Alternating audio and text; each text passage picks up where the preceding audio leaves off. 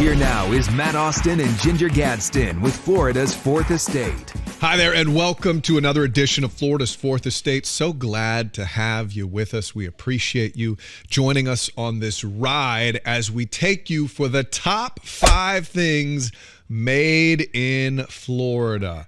You know, Florida gets a bad rap for being the crazy state. Well, without Florida, some amazing things would not be here to make you more comfortable. My name's Matt Austin. And I'm Ginger Gadsden. It was hard to narrow this list down to just the top 5 or whatever. We could have done a top 100 easily because Florida is such a big state. It's such a popular state. Of course, people who invented things and made things lived here and still live here. It's so exciting. So without further ado, let's fire it up.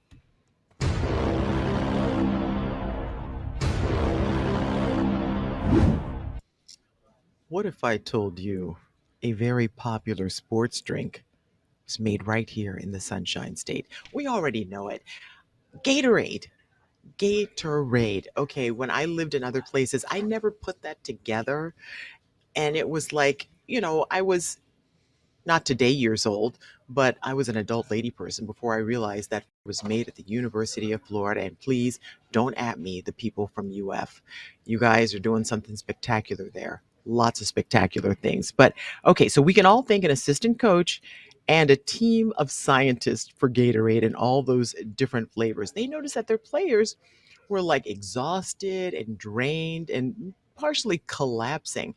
And then they figured out there was a formula of electrolytes and something else that they could mix, and the players seemed to perk up. And thus was born Gatorade. Dwayne Douglas, though, is the name. He was searching for the beverage that could replace the carbohydrates and electrolytes. And then a team of scientists all stepped in. And when you have a Super Bowl or any kind of winning game now, what gets stumped on you? Gatorade. That's crazy.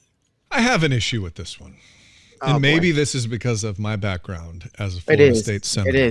It is. But I constantly hear this from the UF community. We invented Gatorade. Gatorade. Well, yeah, that's cool. You invented sugar water. You needed scientists to invent sugary water with some electrolytes. Sprinkle a little salt in there and some sugar. It's got like 40 grams of sugar in there, Gigi. Why is this such a big deal? Haterade is what you're drinking right now. Haterade. I probably did sip on some Haterade before this podcast.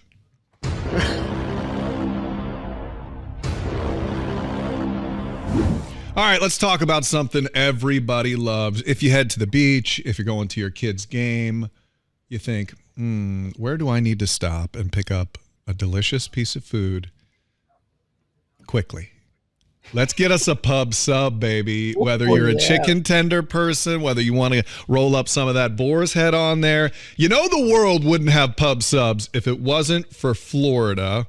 Publix was founded by George Jenkins. He actually worked as a stock clerk in the 1920s at a Piggly Wiggly grocery store over in Tampa. He opened the first Publix in 1930, opened a second store 5 years later. The company has continued to expand ever since. Corporate headquarters based in Lakeland, Florida. And the world would just not be the same without Publix, where people are friendly. Publix does not sponsor this podcast, by the way.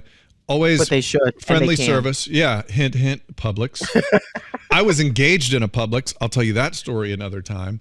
But Publix subs are like deep within my childhood as somebody who grew up in Florida. When I think of the beach, I think I'm just grabbing a rolled up Publix sub and headed there.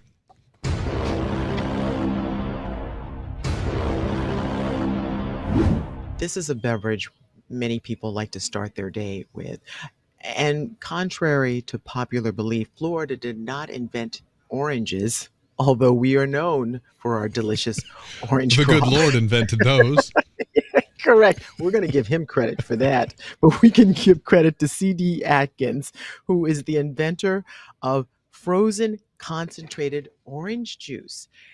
I didn't even think about that being something that had to be invented, I guess. I just figured somebody popped some real orange juice or regular orange juice into the freezer, and then when you needed it, you thawed it out. But no, Matt, there's a whole process to this thing, and he figured it out. And sadly, he only died in 2000. So this is a pretty modern invention. I think it started to become popular in the mid 80s, and families everywhere, it has saved lives, it has saved time. When you can't go out for that fresh squeezed orange juice, concentrate is the next best thing. And it seems right that the person who invented it would be from Florida. He was actually from Winter Haven, Florida. And he was 86 years old when he died. So we want to thank him and his family and the community for supporting him for that great invention of concentrated orange juice.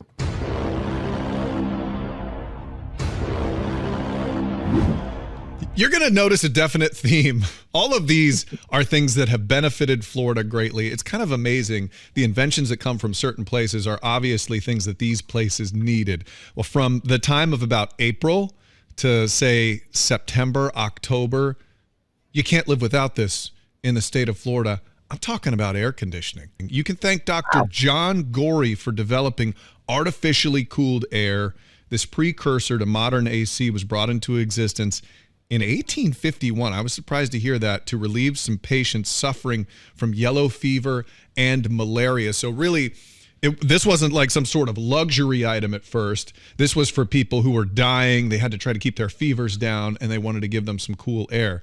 So I was surprised to hear 1851 was when they started to think about doing this. Well, now air conditioning is just ingrained in every piece of life. Every place you go has it, especially in the state of Florida. I'm still surprised, Gigi, when I talk to people in other states who don't have air conditioning. My brother-in-law moved out to Arizona, and he's like, oh, yeah, I had to have air conditioning installed in the house that I bought. I'm like, people still live without this?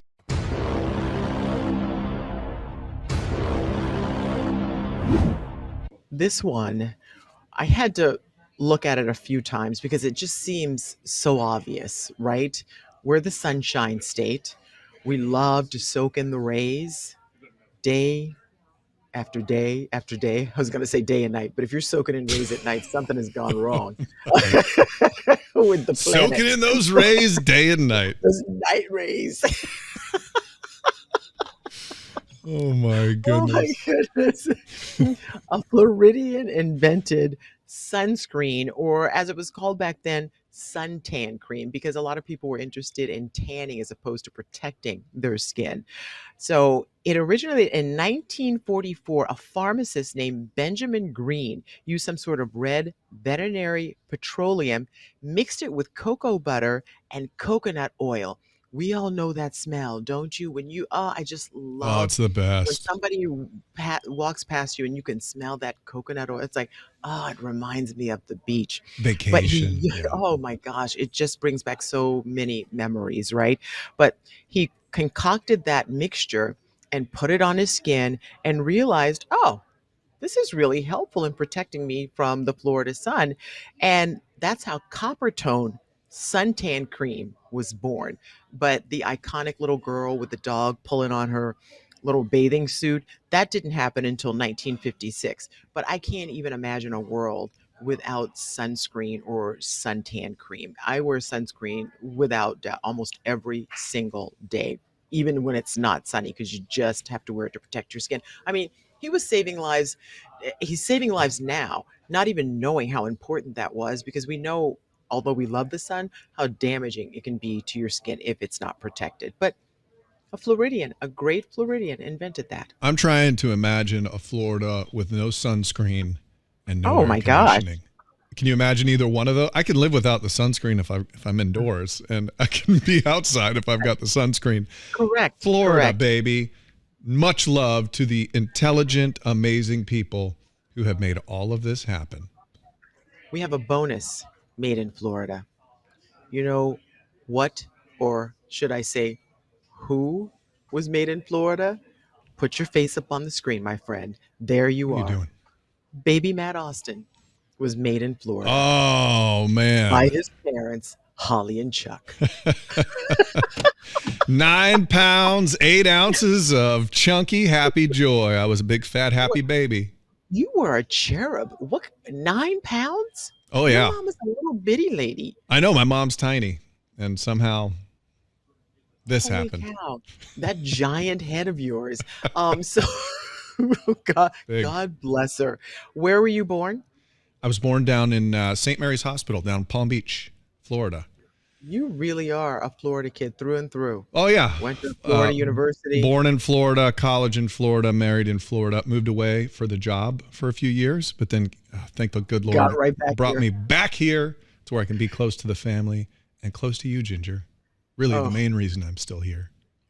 Wow. Okay, I'm not wearing boots today, but but there's our bonus, made in Florida. Oh, so many good things have come from Florida.